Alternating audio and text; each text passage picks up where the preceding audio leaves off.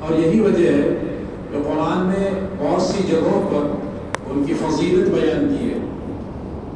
قرآن کی ایک آیت میں نے پڑھی آپ کے سامنے، والسابقون الأولون من المهاجرين والأنصار رضي الله عنهم ورضوا عنه وأعد لهم جنات تجري من تحتها الأنهار۔ اللہ کہہ رہے ہیں کہ جو سابقین اولین ہیں، جنہوں نے اسلام کو قبول کرنے میں سبقت اختیار کی، اولیت اختیار کی، پہلے پہل آگے بڑھے، تو ان کا مقام تمام مسلمانوں میں سب سے اونچا ہے۔ مردوں میں حضرت ابوبکر صدیق ہے رضی اللہ تعالی عنہ، عورتوں میں بی بی خدیجہ رضی اللہ تعالی عنہا ہے، بچوں میں سیدنا علی ہے، غلاموں میں زید بن حارثہ رضی اللہ تعالی عنہ تھے۔ گزشتہ جمعے کے موقع پر میں نے حضرت مصعب بن عمیر رضی اللہ تعالی عنہ کے واقعات آپ کے گوشے گزار کیے تھے۔ صحابہ کو پڑھنے سے، صحابہ کو سمجھنے سے اور صحابہ کی سیرت کی کتابوں میں دیکھنے سے اسلام کا چلتا پھرتا نمونہ کیسے ہوتا ہے، اسلام کے اولین مخاطب کیسے لوگ تھے، ان کی کیا خصوصیات تھی، اور اللہ تعالیٰ نے کیسے فضائل ان کو عطا فرمائے، یہ ہمیں سمجھ میں آتا ہے، اور پھر اس پر عمل کرنے اور سیکھنے کے اندر بھی مزہ آتا ہے۔ تو میرے بھائیوں، زید بن حارثہ رضی اللہ تعالیٰ عنہ صحابی رسول ہے، یہ غلامان رسول کے اندر سب سے پہلے نمبر پر ان کا نمبر آتا ہے۔ ان کا عجیب واقعہ ہے، بچپن میں اپنے والدین سے بچھڑ گئے تھے۔ پہلے زمانے میں ایک قبیلہ دوسرے قبیلے کا دشمن ہوا کرتا تھا، کسی بھی چھوٹی سی بات کے اوپر 40 سال تک لوگ لڑا کرتے تھے۔ آج بھی جاہلوں کے محلے میں جاؤ، چھوٹی چھوٹی بات کو نفرت کی بنیاد بنا کر، عداوت کی بنیاد بنا کر، عورتوں میں خاص طور سے یہ خصومت زیادہ ہوتی ہے، یہ دشمنیاں زیادہ ہوتی ہیں۔ تو بالکل اسی طرح کی دشمنیاں جیسے آج ہمارے جوہلا کے اندر بھی ہوتی ہے، بعض پڑھے لکھے لوگوں کے اندر بھی ہوتی ہے، ضد اور ہٹدھرمی کا، انانیت کا کسی کے پاس کوئی علاج نہیں ہے۔ اس لیے سب سے بڑی چیز ہے منکسر المزاجی، تواضع جسے کہتے ہیں، من تواضع للہ رفعہ اللہ۔ جو آدمی اللہ کی رضا کے لیے تواضع کو اختیار کرتا ہے، پستی کو اختیار کرتا ہے، تو اللہ فرما رہے ہیں کہ رفعہ اللہ، اللہ اس کو بلند کرتے ہیں۔ آج کی دنیا میں انانیت کے جھنڈے گاڑے جاتے ہیں، تکبر اور بڑائی اس کے ترانے لوگ گاتے ہیں، اور جو بیچارہ مسکین دکھائی دے، جس کے منہ میں زبان نہ ہو، اس کی کوئی حیثیت آج نظر نہیں آتی۔ حالانکہ یاد رکھو، جو مسکین بندے ہیں اللہ کے محبوب بندے ہیں، کبھی کبھی وہ حق پر ہوتے ہوئے بھی خاموش ہو جاتے ہیں کہ یہ ہمارا حق ہے، لیکن اس کے باوجود جھگڑا ہم پسند نہیں کرتے، اور ہم جو ہے مجادلہ، مناظرہ، تو میں اس کو ہم پسند نہیں کرتے، ہم خاموشی کو پسند کرتے ہیں۔ تو اللہ تعالیٰ ایسے بندوں کو پسند فرماتے ہیں۔ جب ایسے کسی مسکین بندے سے کسی طاقتور اور جھگڑالو بندے کا مقابلہ ہوتا ہے تو اللہ کے فرشتے اس کی طرف سے جواب دیتے ہیں۔ یہ بس سمجھو کہ اللہ کے مسکین بندوں کی خاموشی وہ بالکل جو ہے گمنامی کے اندر اور گوشے عزلت و ناکامی کے اندر وہ لوگ کھو جاتے ہیں، ایسا نہیں ہے۔ اللہ کے فرشتے ایسے مسکین بندوں کے اوپر معمول ہیں اور وہ ان کی طرف سے جواب دیتے ہیں۔ تو سب سے بڑی چیز میں سمجھتا ہوں جو دین ہم کو سکھاتا ہے وہ تواضع ہے، انکساری ہے، عاجزی ہے۔ اللہ کو یہ صفات پسند ہے، اور اللہ کے نبی صلی اللہ علیہ وسلم سب کچھ ہوتے ہوئے اپنے آپ کو عاجز کے طور پہ پیش کرتے تھے۔ صحابہ کا مزاج بھی یہی تھا، اور اللہ کے جتنے محبوب اللہ کے ولی ہیں، نیک بندے ہیں، ان کے بھی آپ جو ہے پڑھیے، ان کے سوانح عمریوں کو پڑھیے، ان کی جو ہے ہسٹری کو پڑھیے، ان کے یہاں بھی تواضع کی تعلیم دی جاتی تھی۔ آج تواضع کسی کو قریب سے چھو کر بھی نہیں گزرتا، بس سب بڑے ہیں، بیٹا بھی بڑا، باپ بھی بڑا، پورا خاندان کا خاندان بڑا۔ بھیا بڑائی صرف اللہ کے لیے، باقی کسی کے لیے۔ هو الله الذي لا إله إلا هو عالم الغيب والشهادة هو الرحمن الرحيم هو الله الذي لا إله الملك القدوس السلام المؤمن المؤمن المهيمن العزيز الجبار المتكبر. اللہ اپنے لیے عزیز، جبار، متکبر، یہ نام اللہ کے لیے سزاوار ہے، باقی کسی کو زیب نہیں دیتے. ہم بندوں کو تو عاجزی، انکساری، فروتنی، ملنساری، یہ صفات ہمارے لیے کام آتے ہیں. اس سے بڑھ کے کچھ نہیں چلتا میرے بھائیوں. گھر میں کوئی ایک متکبر ہوتا ہے، اس ایک متکبر سے پورا گھر ڈسٹرب ہوتا ہے. کسی باپ کے 5 بچے ہیں، 8 بچے ہیں، بچے یا بچیوں میں سے ایک بھی ہردرم ہے، ضد ہے، انانیت ہے، پورا گھر اس کی وجہ سے ڈسٹرب ہو جاتا ہے. اس کی وجہ سے سب کی زندگیوں کے اوپر پانی پھر جاتا ہے، سب مصائب و آلام کا شکار ہوتے ہیں. تو میرے بھائی اصل چیز یہ ہے، اگر کوئی آدمی اپنے اندر تکبر والی عادتوں کو پاتا ہے تو اسے اپنی اصلاح کے لیے کسی اللہ والے سے رجوع کرنا چاہیے. اس کے قدموں میں بیٹھ کر اپنی اس گندگی کو، اپنی اس غلاظت کے ڈھیر کو نکالنا چاہیے. ہمارے استاد تھے شیخ یونس صاحب. میں سمجھتا ہوں کہ اللہ نے مشیخیت حدیث جسے کہتے ہیں، بخاری پڑھاتے تھے. وہ قریب 40-50 سال بخاری پڑھائی ہے. ساری دنیا میں ہزاروں اور لاکھوں شاگرد ہیں. اسامہ بن لادن کا نام سنا ہے تم لوگوں نے؟ اسامہ بن لادن کا بڑا بھائی احمد بن لادن ان کا خادم خاص تھا. ہر سال حضرت حج کو جاتے تھے. تو ایک سال بیمار ہو گئے تو احمد بن لادن خصوصی فلائٹ لے کر یہاں پر آیا حکومت کی اجازت سے، اور آ کر ان کو لے گیا. میں جب حج پہ گیا، عمرے پہ گیا، تو سامنے ہی بلڈنگ ہے، حرم کے بالکل سامنے. تو اس بلڈنگ کے اندر احمد بن لادن کے کچھ خاص لوگ رہتے تھے. اتفاق سے اس دن وہ بھی تھے. تو کسی نے بتایا کہ یہ شیخ یونس کے شاگرد ہیں، بخاری انہوں نے ان سے پڑھی ہے. بس اس کا اتنا سننا کافی ہے کہ یہ شیخ کے شاگردوں میں سے ایک شاگرد ہے. بس اس کے اوپر فدا ہو جاتا تھا، وہ اپنی محبت پوری اس کے اوپر نچھاور کر دیتا تھا. وہ مجھے لے گیا اس کمرے کے اندر جہاں شیخ جب حج کو جاتے تو وہیں پر فروکش ہوتے، اور بالکل حرم سے متصل ہے. وہ وہاں پر نماز کی، جماعت کی نماز پڑھنا بھی حرم میں پڑھنے کے مترادف ہے. تو دکھایا کہ آپ کے شیخ یہاں آرام کرتے تھے، یہاں نماز پڑھتے تھے، یہاں مطالعہ کرتے تھے. تو شیخ یونس جو بہت بڑے آدمی تھے، اللہ تعالیٰ نے عجیب صفات عطا فرمائی. دیکھو آدمی ساتھ میں بیٹھتا تو کسی متکبر کو وہ 1 سیکنڈ برداشت نہیں کرتے تھے، اور متکبر کو اس کے انداز سے، اس کے لہجے سے پہچان لیتے تھے متکبر. اور اپنے شاگردوں کے اندر بھی کسی کے اندر تکبر کو پاتے تو اس کو بولتے بیٹے تیرے دماغ میں سوغر بھرا ہوا ہے، پہلے اس خنزیر کو نکال، بعد میں علم نبوی کا نور تیرے دل میں اترے گا، تیرے دماغ میں اترے گا. اور فرماتے تھے کہ تواضع اور بندگی یہ بہت بڑی چیز ہے. جو آدمی یہ چاہتا ہے کہ اللہ والا بنے، اس کے لیے سب سے پہلی شرط تواضع ہے. اس کے سب سے پہلی شرط ہے اللہ والا ہونے کے لیے بندگی کا قرینہ، بندگی کے جذبات وہ آتے ہیں انکساری سے، عاجزی سے، فروتنی سے آتے ہیں. تو میرے ایک ساتھی تھے، وہ بھی بہت بڑے باپ کی اولاد تھے، بہت بڑے باپ کی، جن کے نام کا سکہ پوری دنیا میں چلتا تھا. وہ ہمارے ساتھ ہی بیٹھتے تھے پڑھنے کے لیے. وہ بولتے تھے بھائی تیرے دماغ میں بھی سوگر بہت بھرا ہوا ہے تو اس کو نکال. تیرا بہت بڑا آدمی میں مانتا ہوں لیکن تو بڑا آدمی نہیں ہے. جب تک تیرے اس دماغ سے تکبر نہیں نکلے گا اور تیرے دماغ سے کبر نہیں نکلے گا تو انسان کہلانے کے بھی لائق نہیں ہے. بڑے بڑوں کی اصلاح فرماتے تھے. ان کے پاس کوئی آدمی 5 منٹ بیٹھ جائے تو لوگ اس کی کرامت کے قائل ہوتے تھے کہ حضرت کے پاس سے 5 منٹ بیٹھ گیا.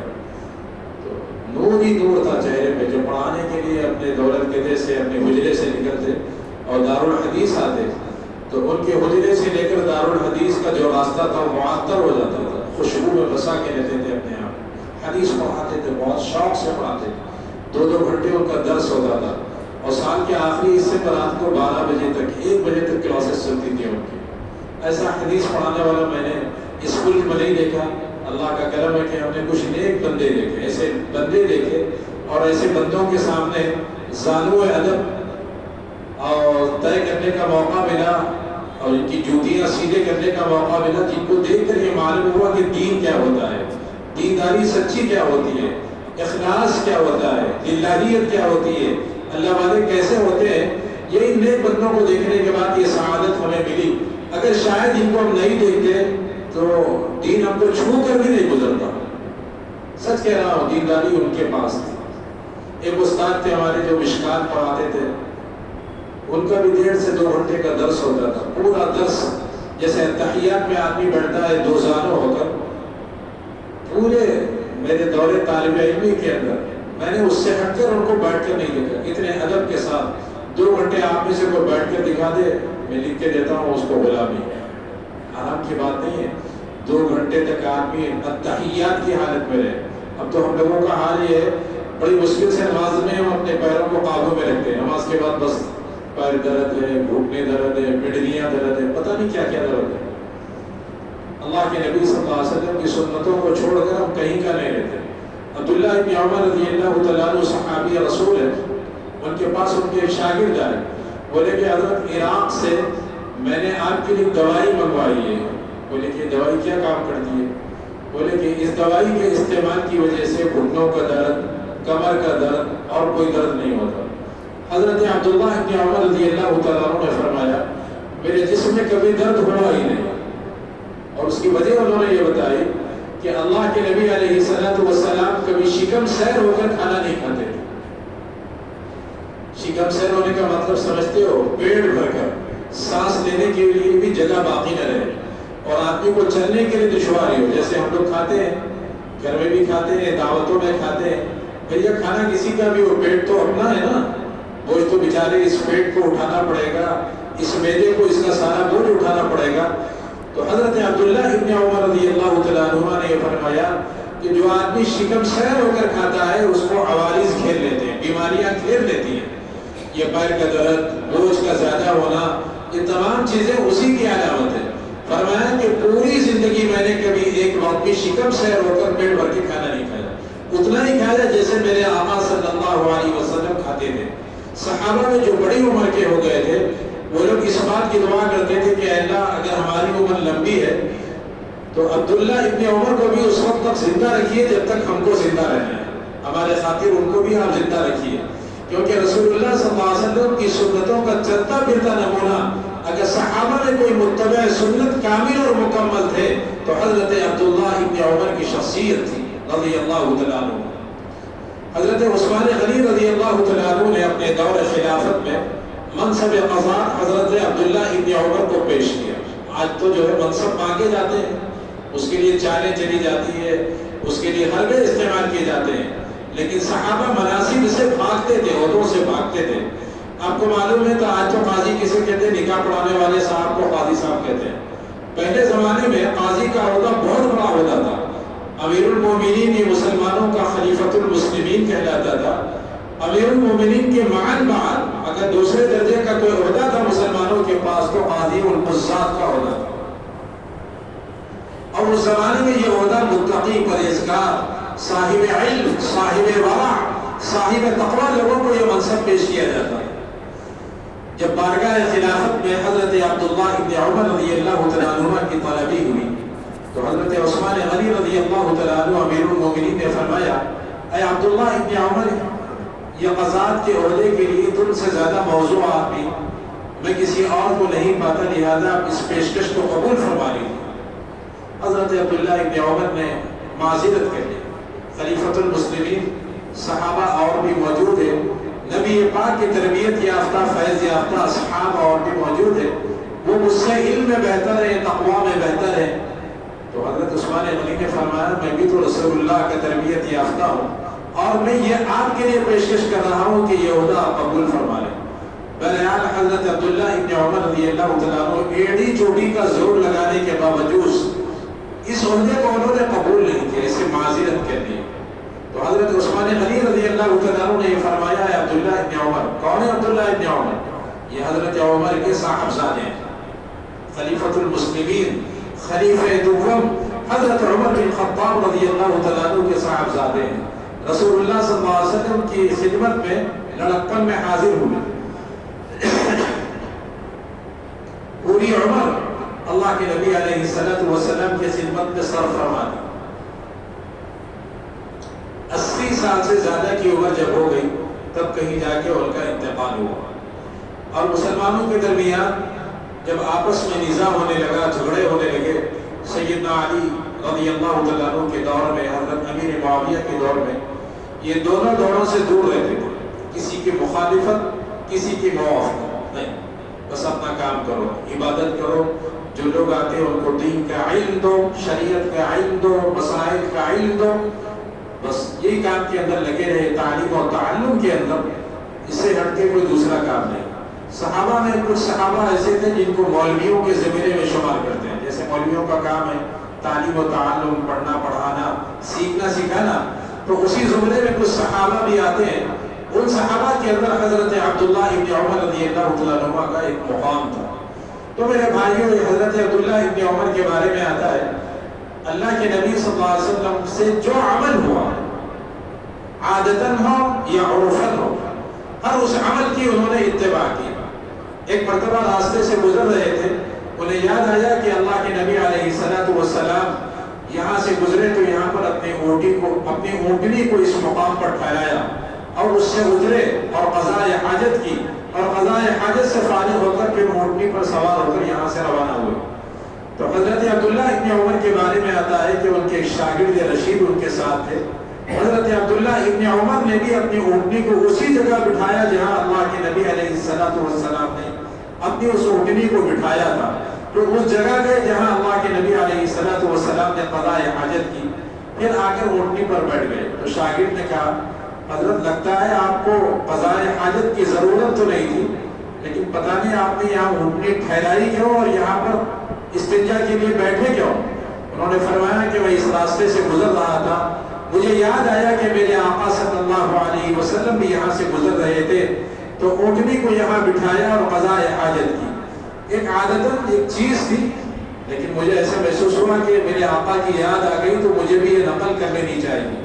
اس قدر اللہ کے نبی صلی اللہ علیہ وسلم کے سچے متبع، سچے فرما بردار، سچے عاشق رسول یہ حضرت عبداللہ ابن عمر رضی اللہ تعالیٰ عنہ تھے۔ میں آ رہا تھا حضرت زید کے واقعے پر، میں ایک بات سناتا چلو۔ میں کچھ لوگوں کو شکایت ہے کہ نماز ہماری مسجد میں دیر سے ہوتی ہے، آپ لوگ ہی دیر سے آتے ہیں، مجھے کوئی شوق نہیں ہے۔ بھیا دیکھو، میں 1 بجے سے پہلے آپ کی مسجد میں حاضر ہو جاتا ہوں، کبھی کبھی 12 بجے آ جاتا ہوں، کبھی 12:30 کو آتا ہوں، تو مجھے 1 بجے خطبہ کرنے میں، اردو خطاب شروع کرنے میں کوئی امر مانے نہیں ہے۔ لیکن میں دیکھتا ہوں کہ لوگ کوئی 10 کو آ رہے ہیں، کوئی 15 کو آ رہے ہیں، ابھی بھی لوگ آتے ہی جا رہے ہیں، اور جب عربی خطبہ شروع ہوتا ہے تب لوگوں کا جمع غفیر پیچھے کھڑا رہتا ہے، اصول کے خلاف۔ بھیا جمعے کا ادب کرو، جمعے کا ادب کرو گے تو فتنوں سے محفوظ رہو گے۔ جو لوگ جمعے کا ادب نہیں کرتے وہ فتنوں سے محفوظ نہیں رہ سکتے۔ جمعہ آپ کو بچانے کے لیے، آپ کی حفاظت کے لیے آتا ہے۔ اعمال جمعہ پکڑ لو، سورہ کہف کی تلاوت، اول وقت مسجد میں آؤ گے تو جمعہ کی سنت کا اہتمام کر پاؤ گے، سورہ کہف کی تلاوت آپ کے لیے آسان ہوگی، درود شریف کا اہتمام آپ کے لیے آسان ہوگا، استغفار کا اہتمام آسان ہوگا، تیسرا کلمہ پڑھ لے سکیں گے آپ آرام کے ساتھ، عافیت کے ساتھ۔ یہ پورے اعمال جمعہ ہے۔ سورہ جمعہ پڑھی جا سکتی ہے، سورہ منافقون پڑھا جا سکتا ہے، اور بھی بہت سی صورتیں ہیں جو جمعہ کے دن پڑھنے کے لیے ہمارے اکابر سے نقل ہوتی چلی آ رہی ہیں۔ تو خالی جمعہ کا دوگنا پڑھے، جیسے کوا ٹھونک مارتا ہے اسی طرح ٹھونک مار کے چلے گئے، کیا ملے گا؟ نہ جمعے کی برکت ملے گی، نہ جمعے کی سعادتیں ملے گی، نہ جمعہ کی رحمتیں ملے گی۔ ہم اتنی دور سے آتے ہیں، بھیا میں جمعے کو جو آتا ہوں اس میں صرف اللہ کی رضا ہے۔ اللہ نے مجھے دین کے اس کام کے لیے منتخب کیا۔ میرے والد صاحب رحمۃ اللہ علیہ کی نصیحت ہے، بیٹا ہم نے تجھے جو عالم بنایا آخرت کے لیے بنایا، مرتے جب تک دین سے وابستہ رہنا، دین کی خدمت سے وابستہ رہنا، اس منصب کو نہیں چھوڑنا۔ تو بھیا یہ تو ہم خالص اللہ کی رضا کے لیے آ رہے ہیں، ورنہ مسجدیں کم ہے کیا روئے زمین کے اوپر، کہیں بھی جاؤ کام کر سکتے۔ لیکن ایک انسیت ہے، کچھ لوگوں سے ہم نے وعدے کر رکھے ہیں کہ جب تک زندہ ہے انشاءاللہ نبھانے کی کوشش کریں گے، تو اسی چیز کو رکھ کر، اسی چیز کو پیش نظر رکھ کر ہم آپ کی خدمت میں آتے ہیں، آپ کی اس مسجد میں آتے ہیں، تو آپ کا بھی فرض بنتا ہے وقت پہ حاضر ہو، نماز کا اہتمام کریں، جمعہ کا اہتمام کریں، اعمال جمعہ کا اہتمام کریں۔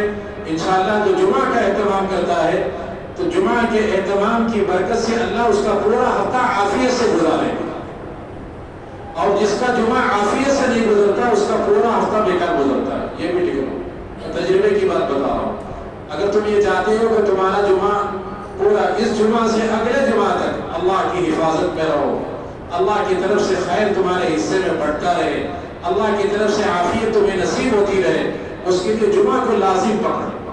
اور جمعہ کا اہتمام کب سے کرنا؟ جمعرات کی شام سے۔ شب جمعہ کہتے ہیں جمعرات کے دن جب عصر کی نماز ہو جاتی ہے، مغرب کی اذان ہوتی ہے، تب سے شب جمعہ شروع ہو جاتی ہے۔ بس وہاں سے آپ کو جمعہ کا اہتمام کرنا ہے اور آج شام تک اہتمام کرنا ہے۔ اور اس کی وجہ سے ہوگا کیا معلوم ہے؟ جو آدمی جمعہ کا اہتمام کرتا ہے، اللہ تعالیٰ اس کی طبیعت میں احتیاط کے پہلو کو لاتے ہیں، پھر پوری زندگی وہ محتاط بن کے زندگی گزارتا ہے۔ اسی لیے میری آپ تمام حضرات سے گزارش ہے کہ جمعہ کو اہم سمجھے، جمعہ کو مسجد میں پہلے پہل آنے کی کوشش کریں۔ ہمارے اکابر، ہمارے بزرگ اذان سے پہلے مسجد میں ہوتے تھے جمعہ کے لیے۔ ایک لعنت پڑ گئی ہم لوگوں کو، کب آتے ہیں؟ جب جمعہ کے لیے امام ممبر پہ کھڑے ہو جاتا ہے، فرشتے اپنا رجسٹر بند کر لیتے ہیں، اس کے بعد کوئی اذان لکھا نہیں جاتا مسجد میں آنے والوں کے لیے۔ تو جمعہ کے دن جو ابتدا میں آتے ہیں، جو پہلے آتا ہے فرشتے سب سے اوپر اس کا نام لکھتے ہیں، اس کے بعد جو آتا ہے اس کا نام، یہاں تک کہ امام خطبے کے لیے ممبر پہ کھڑے ہو جائے پھر رجسٹر بند کر دیا جاتا ہے۔ لوگ تو خطبے کے اختتام پہ بھی آتے ہیں، کسی کی مجبوری ہے، معذوری ہے تو الگ بات ہے، لیکن یہ کام نہیں کرنا ہے، اس کا اہتمام کرنا چاہیے۔ بڑوں سے سیکھا ہے ہم نے جمعہ کا اہتمام، جمعہ کے دن غسل کرنا، بال تراشنا، ناخن کاٹنا، یہ تمام چیزیں جمعہ کی سنتوں میں سے عطر لگانا، خوشبو لگانا، اچھا لباس زیب تن کرنا، یہ جمعہ کے اعمال جمعہ میں سے۔ تو میرے بھائیوں میں آج تو انشاءاللہ اگلے جمعہ سے 1:45 تک، یعنی 1:45 تک نماز ختم ہو جائے گی۔ 1:45 پر جمعہ کی نماز ختم ہو جائے گی، دعا بھی ہو جائے گی، اس کے بعد آپ جیسا چاہیں اپنے معمولات جاری رکھیں۔ تو انشاءاللہ اس کا اہتمام ہم اگلے جمعہ سے کریں گے تاکہ اس جمعہ میں لوگوں کو معلوم ہو جائے، تو پھر اگر کوئی دیر سے آنے والے ہیں تو پہلے آنے کی کوشش کریں گے۔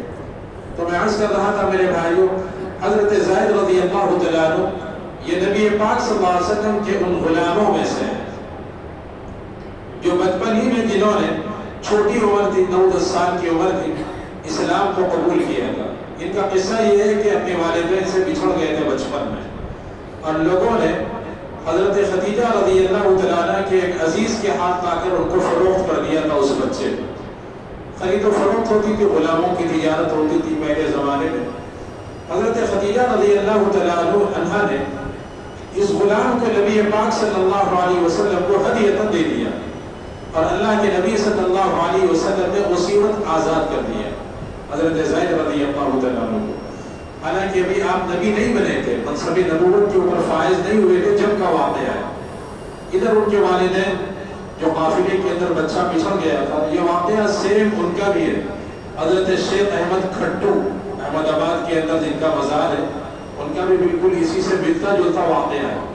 وہ بھی اپنے والدین سے بچھڑ گئے، کسی اللہ والے کے ہاتھ لگ گئے، ایسی تربیت کی کہ زمانے کے شیخ بن گئے۔ آج بھی ان کا مزار احمد آباد میں، اور احمد آباد شہر کا نام انہی سے معلوم ہے، انہی سے نسبت رکھتا ہے۔ دیکھو اللہ والے جب اپنے کو مٹاتے ہیں نا، جو اللہ کے لیے، اللہ کی بڑائی کے لیے اپنے کو مٹاتا ہے، اللہ اس کو ہمیشہ کے لیے درخشاں کر دیتے ہیں، ہمیشہ کے لیے اس کو زندہ اور پائندہ کر دیتے ہیں۔ اور جو اکڑتا ہے نا، اس کو اللہ تعالیٰ کرش کر کے رکھ دیتے ہیں، نیست و نابود کر دیتے ہیں۔ تو اللہ والے وہ اللہ کی رضا کے لیے، اللہ کی بڑائی کے لیے اپنے نفس کو، اپنی انا کو مٹاتے تھے، تو اللہ نے ان کی خوشبو کو پورے عالم کے اندر ایسے پھیلایا کہ زمانے میں خوشبو بن کے رہ گئے۔ لوگ آج بھی ان کو یاد کرتے ہیں، ان کے نقش قدم پہ چلتے ہیں، نام لیتے ہیں تو محبت کے ساتھ، پیار کے ساتھ، الفت کے ساتھ ایک انسیت دلوں میں پائی جاتی ہے۔ پڑھنے کے زمانے میں نظام الدین اولیاء رحمۃ اللہ علیہ کے اسٹیشن پہ اتر کے کوئی دوسری ٹرین پکڑنی پڑتی تھی دیوبند جانے کے لیے، تو وہ جو دوسری ٹرین ہوتی تھی فاصلہ رہتا تھا 8 گھنٹے کا، 6 گھنٹے کا، 4 گھنٹے کا۔ تو اس وقفے کے اندر نظام الدین اولیاء رحمۃ اللہ علیہ کے مزار پہ حاضری لے کے آتا تھا، فاتحہ پڑھ کے آتا تھا۔ ایک انسیت تھی نظام الدین اولیاء سے، بڑوں سے واقعات سنے تھے، ایک عجیب و غریب انسیت۔ جب مزار پہ جاتا تھا تو بہت مزہ آتا تھا، الفت ہوتی تھی۔ حاضری دینا، فاتحہ پڑھنا، بازو میں مسجد ہے، مسجد پہ جا کے قرآن شریف پڑھتا ہوا رہتا تھا جب تک ٹرین کا ٹائم نہ ہو جائے. ٹرین وقت ہوتا تھا آدھے گھنٹے پہلے اسٹیشن حاضر ہو گیا, اپنی ٹرین میں بیٹھ گئے, نکل گئے. تو اتنے وقت کے اندر حضرت کے مزار پر حاضری اور پھر اس کے بعد قرآن پاک کے پڑھنے کا اہتمام, 5 پارے آسانی سے ہو جاتے تھے. تو نظام الدین اولیاء رحمۃ اللہ علیہ ان کی سوانح عمری پڑھنے سے ایک عجیب انسیت لگاؤ ہو جاتا ہے آدمی کو. یہ ہمارے مشائخ, ہمارے بزرگان دین, اولیاء کرام, ان کی قربانیاں, ان کی خدمت, ملت سے ان کا تعلق, ملت سے ان کا رابطہ, انسانیت کے لیے ان کی قربانیاں, یہ ایک ایسی چیزیں ہیں کہ آدمی کے دل میں گھر بنا لیتی ہیں. بس یہی مزاج صحابہ سے سیکھا تھا ان لوگوں نے. اب صحابہ کو پڑھو, ان کو دیکھو تو اور مزہ آئے گا. تو حضرت زید رضی اللہ تعالیٰ عنہ جب نبی پاک صلی اللہ علیہ وسلم کی خدمت میں پیش کیے گئے, اللہ کے نبی علیہ السلام نے آزاد فرما دیا. جب ان کے والدین کو معلوم ہوا کہ ان کا بچہ جو ہے مکے کے اندر حضرت خواجہ عبد المطلب کے پوتے کے پاس ہے, محمد رسول اللہ, محمد ابن عبداللہ کے پاس یہ بچہ موجود ہے. اب باپ اور چچا مل کے نبی پاک صلی اللہ علیہ وسلم کی خدمت اقدس میں حاضر ہوئے. عرض کرنے لگے کہ آپ عبد المطلب جو والی مکہ ہے, آپ ان کے پوترے ہیں, آپ یتیموں کا, ضعفاء کا خیال فرماتے ہیں, ضرورت مندوں کی حاجتیں پوری کرتے ہیں, آپ مکے کے جو متولی ہیں, آپ ہم پہ احسان کیجیے, کھویا ہوا بچہ ہے ہمارا بچہ ہمارے حوالے کر دیجیے. اللہ کے نبی صلی اللہ علیہ وسلم نے فرمایا پریشان ہونے کی ضرورت نہیں, آپ کا بچہ اگر وہ آپ کے ساتھ جانا چاہے تو وہ آپ کے حوالے. ہم فدیے کی کوئی رقم لینے والے نہیں ہیں, کیونکہ ہم نے تو خریدا اس بچے کو, لیکن آپ سے کوئی معاوضہ بھی طلب نہیں کیا جائے گا. اگر وہ خوشی سے جانا چاہے ہم آپ کے بچے کو آپ کے حوالے کر دیں گے. حضرت زید رضی اللہ تعالیٰ عنہ بارگاہ نبوت میں طلب کیے گئے. اللہ کے نبی علیہ السلام نے ان دونوں کو دکھلا کر فرمایا کہ جانتے ہو یہ دونوں کون ہیں؟ ظاہر ہے ان کے ایک باپ تھے, ایک چچا تھے. حضرت زید رضی اللہ تعالیٰ عنہ کہنے لگے یہ میرے والد ہیں, یہ میرے چچا ہیں. نبی پاک صلی اللہ علیہ وسلم نے فرمایا حضرت زید سے کہ دیکھو بیٹا یہ تمہیں لینے آئے ہیں, تمہیں اختیار ہے, تم چاہو تو اپنے ابا کے ساتھ, اپنے چچا کے ساتھ چلے جاؤ, لیکن میں تمہیں مجبور نہیں کرتا. حضرت زید بن حارثہ رضی اللہ تعالیٰ عنہ ایک نگاہ سے اپنے باپ کو بھی دیکھ رہے تھے, چچا کو بھی دیکھ رہے تھے. شفقت پدری اور شفقت چچا کی جو شفقت ہوتی ہے وہ بھی انہیں دکھائی پڑ رہی تھی, اور دوسری طرف نبی پاک صلی اللہ علیہ وسلم کے سراپا نور کو دیکھ رہے تھے. آن کے آن میں انہوں نے فیصلہ کر لیا, اے اللہ کے نبی, حالانکہ ابھی نبی نہیں بنے تھے, فرمایا کہ آپ کی خدمت میں رہنا گوارا ہے, آپ سے جدائی گوارا نہیں ہے. بے شک یہ میرے باپ ہیں, یہ میرے چچا ہیں, لیکن میں ان کے ساتھ جانا نہیں چاہتا. ان سے بات کر لوں گا, ان سے مل لوں گا, لیکن رہتی زندگی تک آپ ہی کے ساتھ رہوں گا. اللہ نے آپ کے ساتھ رہنا میرے لیے مقدر کر دیا, لہذا جدائی آپ کے ساتھ کسی صورت میں ہونے والی نہیں. نبی پاک صلی اللہ علیہ وسلم زید بن حارثہ کو لے کر اپنے مکان سے اٹھے, ان کے والد اور چچا کو بھی لیا اور وہاں گئے بیت اللہ کے اندر, اور بیت اللہ میں جا کر قریش کو خطاب کر کے کہا آج سے یہ زید بن حارثہ نہیں بلکہ زید بن محمد ہے. تو حضرت زید کے آنکھوں سے آنسو روا ہو گئے. ان کے باپ اور چچا بھی جو ہے بہت مطمئن ہو گئے کہ بچہ ہم سے بہتر جگہ پہ ہے, اچھی تربیت اس کی ہو رہی ہے. وہ لوگ وہاں سے روانہ ہو گئے. اعزاز جب اللہ دینے پہ آتے ہیں تو غلاموں کو بھی دیتے ہیں, کیسے نوازتے ہیں وہ سنیں. واقعات تو بہت ہیں. غزوہ موتا کا واقعہ ہے. صحابہ کرام رضی اللہ تعالیٰ عنہ کو محاذ پر روانہ کرنے کے لیے طلب کیا گیا. 3000 صحابہ کی جمعیت تیار ہوئی. اللہ کے نبی صلی اللہ علیہ وسلم نے اس لشکر کے کمانڈر ان چیف کے لیے 3 لوگوں کے ناموں کا انتخاب کیا. سب سے پہلے فرمایا کہ زید بن حارثہ اس کے امیر لشکر ہوں گے. اتنا بڑا اعزاز ہے. صحابہ رش کرنے لگے. یہ زید بن حارثہ کو اللہ نے ان صحابہ پر مقدم رکھا جو خلیفۃ المسلمین بننے والے تھے آگے چل کے. ان صحابہ پر مقدم کیا جن سے نبی پاک صلی اللہ علیہ وسلم کی قرابت تھی, جن سے آپ کی رشتہ داری تھی. حضرت جعفر کے بارے میں فرمایا کہ ان کے بعد یہ دوسرے امیر لشکر ہوں گے. حالانکہ آپ صلی اللہ علیہ وسلم کے چچا زاد بھائی, آپ سے بہت قریبی رشتہ رکھنے والے, آپ کے اوپر مر مٹنے والے, لیکن اللہ کی طرف سے جب اللہ کی مشیت سے جب کسی کو اللہ کی رضا ملنی ہوتی ہے تو اللہ ایسا انتخاب فرماتے ہیں. اور تیسرے نمبر پہ فرمانا کہ امیر لشکر عبداللہ ابن رواحہ ہوں گے. اور ان تینوں کے بعد فرمایا کہ تینوں بھی شہید ہو جائیں تو مسلمان اپنے مشورے سے کسی کو امیر بنا لینا. پھر مسلمانوں نے ان تینوں کی شہادت کے بعد حضرت خالد ابن ولید رضی اللہ تعالیٰ عنہ کو اپنا امیر لشکر بنایا. اور اسی محاذ پر حضرت خالد ابن ولید نے اپنے وہ جوہر دکھائے کہ بارگاہ نبوت سے خطاب ملا کہ خالد ابن ولید سیف من سیوف اللہ ہے. یہ اللہ کی تلواروں میں سے، اللہ کی شمشیروں میں سے ایک شمشیر ہے جو کفر کے اوپر اللہ نے اس کو نافذ کر رکھا ہے. تو یہ تین صحابہ کا جب نام لیا تو صحابہ سمجھ گئے کہ تینوں جان میں شہادت نوش کرنے والے ہیں. زید ابن حارثہ بھی اللہ کو پیارے ہوں گے، جعفر طیار یہ بھی اللہ کو پیارے ہوں گے، عبداللہ ابن رواحہ یہ بھی اللہ کو پیارے ہوں گے. تو یہ حضرت زید رضی اللہ تعالیٰ عنہ واحد صحابی ہے جن کا قرآن پاک کے اندر تذکرہ ہے، ان کا نام نامی لیا گیا ہے. وَقَضَىٰ مِنْهَا وَطَرًا زَوَّجْنَاكَ لِكَيْ لَا يَكُونَ عَلَى الْمُؤْمِنِينَ حَرَجٌ. یہ تذکرہ ہے حضرت زید رضی اللہ تعالیٰ عنہ کا. قرآن نے گرتے لوگوں کو اٹھایا ہے. میرے بھائیوں، غلامی کرنی ہے تو محمد رسول اللہ کی غلامی کر لو، چمک جاؤ گے. حضرت عمر رضی اللہ تعالیٰ عنہ کے بارے میں آتا ہے کہ جب انہوں نے اسلام کو قبول کیا، سیدنا جبرائیل امین آسمانوں سے آئے، بولنے لگے یا رسول اللہ، عمر کے اسلام لانے کی خوشی عرش پر ہو رہی ہے، عرش پر فرشتے جھوم رہے ہیں. محمد رسول اللہ کی غلامی کا طاق وہ طاق ہے کہ فرشتے بھی اس کے اوپر جھومتے ہیں. میرے بھائیوں، حضرت سعد بن معاذ رضی اللہ تعالیٰ عنہ کا انتقال ہوا. یہ حضرت مصعب بن عمیر کو قتل کرنے آئے تھے. جب اسلام کے پہلے مبلغ بنا کر حضرت مصعب بن عمیر کو بھیجا تھا نبی پاک صلی اللہ علیہ وسلم نے مدینہ المنورہ، تو حضرت سعد بن معاذ کو معلوم ہوا کہ مسلمان آیا ہے مکے سے، یہاں کے بھولے بھالے لوگوں کے دین پر ڈاکہ ڈال رہا ہے، وہ مسلمان بنا رہا ہے. یہ بڑے برہمی کے عالم کے اندر حضرت مصعب بن عمیر کو شہید کرنے کے لیے آئے. حضرت مصعب بن عمیر رضی اللہ تعالیٰ عنہ اتنے سیدھے سادے صحابی اللہ والے تھے.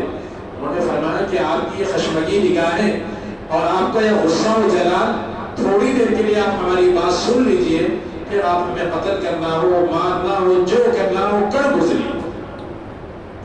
پھر حضرت سعد بن معاذ رضی اللہ تعالیٰ عنہ نے حضرت مصعب بن عمیر کی باتوں کو سنا تو دل دے بیٹھے، غلامان محمد میں داخل ہو گئے. جب ان کا انتقال ہوا تو خبر اللہ نے جبرائیل امین کے ذریعے سے نبی پاک صلی اللہ علیہ وسلم کو دی کہ آپ کے قریبی صحابی کا انتقال ہو گیا، جائیے اور جا کر ان کے گھر والوں کو پرسہ دیجیے.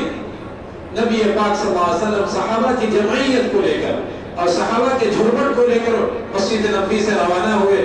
صحابہ فرماتے ہیں کہ اتنی تیزی کے ساتھ اللہ کے نبی چل رہے تھے، بار بار آپ کی چادر مبارک آپ کے بدن مبارک سے سرک رہی تھی، بار بار ہم اٹھا کے آپ کے جسم کے اوپر ڈالتے تھے. یہاں تک کہ سعد بن معاذ کے مکان پر پہنچے تو اتنے آہستگی کے ساتھ قدم کو بچاتے ہوئے جا رہے تھے جیسے کسی بھیڑ میں سے گزر رہے ہوں. لوگوں سے کہا کہ فرشتوں کی جھرمٹ میں قدم ادب سے رکھ کے جانا کہ فرشتہ خود ان کو غسل دینے کے لیے یہاں پر جمع ہو گئے. یہ غلاموں کی شان ہوتی ہے میرے بھائیوں. یاد رکھو آج سائنس نے ترقی کرنی ہے اور سائنس کے آگے تو ہر کوئی اپنا سر دے رہا ہے، لیکن جتنے سائنٹسٹ پیدا ہوئے ان کے مسائل بھی کوئی حل نہیں کر سکا. لیکن محمد کے غلاموں کے مسائل تو اللہ کا دین حل کرتا ہے، اللہ کا قرآن حل کرتا ہے. اور اللہ کے دین میں آج بھی وہ طاقت ہے جو آج کے ایٹم کے اندر وہ طاقت نہیں. آج فلسطین کے بچے، فلسطین کی عورتیں، فلسطین کے مرد مجاہد کیوں ٹکے ہوئے ہیں؟ اسی لیے ٹکے ہوئے ہیں کہ دین سے پیار ہے، محمد رسول اللہ کی غلامی سے پیار ہے، اور محبت ان کے دلوں کے اندر بیٹھی ہوئی ہے. ان کی سسکیاں، ان کی آہیں، ان کی پکار، ان کی صدائیں انسانوں کے کلیجوں کو پھاڑ رہی ہیں. میرے بھائیوں، یہ اس بات کی علامت ہے کہ دین سب سے اعلیٰ چیز ہے جس کو سینے سے لگائے رکھنا چاہیے، اس کو اپنے وجود کے اندر رکھنا چاہیے اور اس سے محبت رکھنی چاہیے. آئیے دعا کرتے ہیں اللہ تعالیٰ ہم سب کو دین محمدی کی توفیق عطا فرمائے، اس دین کے لیے اپنے جذبات کو قربان کرنے کی توفیق عطا فرمائے، اس دین کی وارثگی نصیب فرمائے، محمد رسول اللہ صلی اللہ علیہ وسلم کی سچی غلامی ہم سب کو نصیب فرمائے۔ وآخر دعوانا ان الحمدللہ رب العالمین۔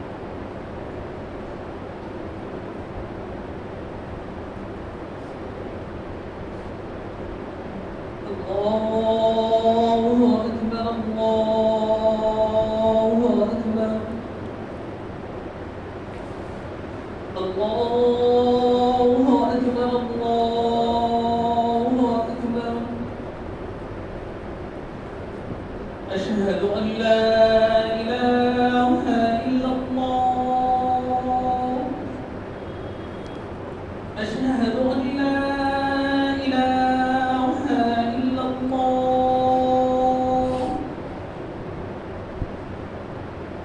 أشهد أن محمدا رسول الله